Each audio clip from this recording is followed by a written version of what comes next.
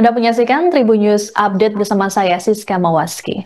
Mantan Menteri Pendidikan, Kebudayaan, Riset, dan Teknologi atau Mendikbudristek Nadiem Makarim memberikan penjelasannya mengenai kasus dugaan korupsi pengadaan Chromebook yang melibatkan mantan staf khusus miliknya.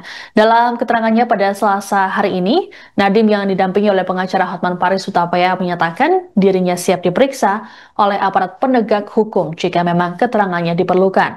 Adapun kasus dugaan korupsi pengadaan di Kemendikbudristek periode 2019-2022 dengan anggaran 9,9 triliun rupiah tersebut saat ini tengah ditangani oleh Kejaksaan Agung. Ada 3 orang yang diperiksa yakni FH, CT, dan IA yang saat ini statusnya masih jadi saksi. Selengkapnya terkait informasi ini akan disampaikan oleh jurnalis Tribun News, Ibriza Fasti Ifhami. Selamat pagi, Ibriza. Ya, selamat pagi Siska. Baik, Ibriza, apa saja disampaikan Nadiem terkait dengan kasus ini dalam konferensi pers tadi? Ya, dalam hal ini Nadiem Makarim memang dalam konferensi pers hadir didampingi oleh kuasa hukumnya yakni Hotman Paris Hutapea, yang dimana dalam konferensi pers tersebut Nadiem menjelaskan latar belakang pengadaan laptop Chromebook ini seperti itu. Adapun memang pengadaan laptop Chromebook ini dilakukan pada periode 2019 dan hingga 2022, dan Nadiem mengatakan latar belakangnya adalah ketika pada tahun 2020 yakni pandemi COVID-19 yang memaksa kementerian yang saat itu dipimpin oleh Nadiem, Kemendikbudristek, itu untuk melakukan mitigasi terkait dampak dari COVID-19, ya ini adalah kehilangannya aktivitas pembelajaran di sekolah seperti itu. Oleh karena itu untuk memitigasi kegiatan pembelajaran di sekolah yang dilakukan secara jarak jauh, Kemendikbudristek melakukan pengadaan yakni 1,1 juta unit laptop beserta modem 3G dan proyektor untuk lebih dari 77.000 sekolah dalam kurun waktu 4 tahun seperti itu. Adapun terkait hal itu, Nadiem juga menyatakan bahwa selain untuk mendukung kegiatan pembelajaran jarak jauh, perangkat-perangkat tersebut juga menjadi alat peningkatan kompetensi guru dan tenaga kependidikan, dan juga untuk pelaksanaan asesmen nasional berbasis komputer atau ANBK yang menjadi instrumen sensus Kemendikbudristek untuk mengukur capaian pembelajaran dan juga dampak dari learning loss tersebut atau kehilangan pembelajaran mengajar seperti itu, Siska. Baik, Ibriza, lalu terkait dengan kasus dugaan korupsi yang saat ini ditangani oleh Kejagung, lalu bagaimana perkembangan terkininya? Baik, Siska. Memang hingga saat ini Kejagung belum menetapkan satupun tersangka dalam kasus dugaan korupsi pengadaan laptop Chromebook ini seperti itu.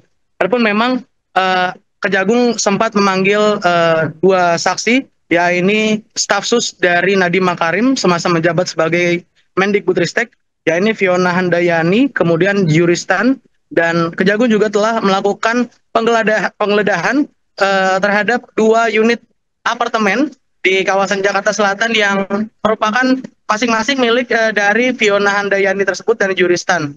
Dan terbaru memang Kejagung akan memanggil kembali Fiona Handayani, Juristan, dan Ibrahim Arif yang tangan ketiganya staf sus Nadiem terkait kasus ini untuk dilakukan pemeriksaan kembali sebagai saksi seperti itu. Dan memang hal lainnya, memang Kejagung telah melakukan pencegahan ketiga saksi tersebut untuk berpergian ke luar negeri, dan hal tersebut sudah diajukan Kejagung kepada Kementerian IMIPAS seperti itu, Siska. Baik, terima kasih laporannya jurnalis Tribun News Ibriza Fasti Ifhami. Selamat bertugas kembali. Cocok untuk diaplikasikan di sekolah. Saya ingin klarifikasi. Memang ada uji coba Chromebook yang terjadi sebelum masa kementerian saya. Sebelum, jangan lupa ya, sebelum. Dan uji coba tersebut itu dilakukan di daerah 3T. Saya ingin mengklarifikasi bahwa proses pengadaan laptop yang terjadi di masa jabatan saya tidak ditargetkan untuk daerah 3T. Yang boleh menerima laptop dari pengadaan ini hanya sekolah-sekolah yang punya akses internet. Itulah alasannya juga pengadaan ini bukan hanya laptop, tapi juga ada modem Wi-Fi 3G dan juga proyektor dan lain-lain yang diberikan untuk bisa mengakses internet itu.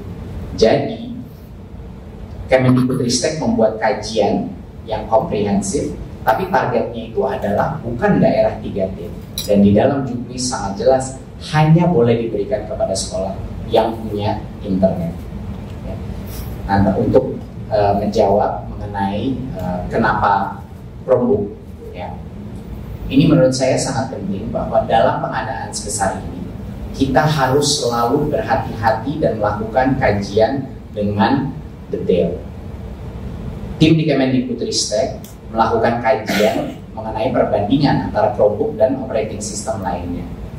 Dan satu hal yang sangat jelas pada saat saya mencerna laporan ini adalah dari sisi harga, Chromebook itu kalau speknya sama selalu 10-30% lebih murah. Dan bukan hanya itu saja, operating sistemnya Chrome OS itu gratis, sedangkan operating system lainnya itu berbayar, dan bisa berbayar sampai 1,5-2,5 juta tambahan.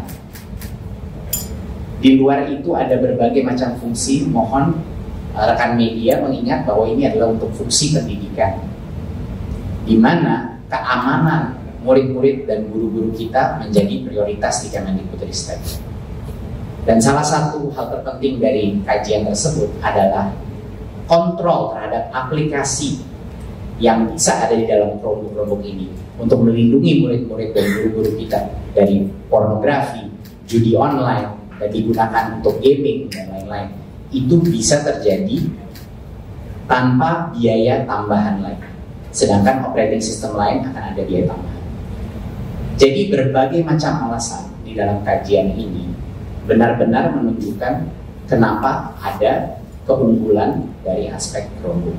Dan satu klarifikasi lagi bahwa Chromebook itu bisa digunakan secara offline walaupun fiturnya lumayan terbatas. Download Tribun X sekarang, menghadirkan lokal menjadi Indonesia.